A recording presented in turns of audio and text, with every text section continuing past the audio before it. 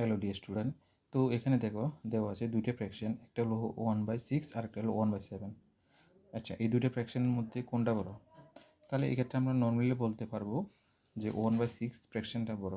আচ্ছা, কীভাবে দেখো, মনে করো আমরা একটা আপেলকে 6টা ভাগ করলাম আর আরেকটা আপেলকে আমরা 7 ভাগ করলাম। হ্যাঁ, ঠিক আছে, তাহলে অর্থাৎ 7 ভাগ যেটা করলাম ওই ভাগগুলো সবচেয়ে ছোটো হবে, অর্থাৎ 1/7 ফ্র্যাকশনটি ছোটো হবে। আবার মনে করো 1 মিটার দূরীকে আমরা 6 ভাগ করলাম, আবার 1 মিটার দূরীকে আমরা 7 ভাগ করলাম। তাহলে দেখো আমরা যেহেতু 7 ভাগ করবো ওই ভাগগুলো ছোটো হবে, তার মানে 1/7 ফ্র্যাকশনটা ছোটো আর 1/6 ফ্র্যাকশনটা বড়। আবার আমরা দেখো 1/6কে ক্রস মাল্টিপ্লিকেশন করে, অর্থাৎ উপর নিচে গুণ করে, যেমন 1 × 7 মানে কত 7, আর 1 × 6 মানে কত 6। তাহলে 7 বড় মানে কি 1/6, এদিকে বড় মানে কি এই ফ্র্যাকশনটা বড়, তাহলে 1/6 এই ফ্র্যাকশনটা বড়।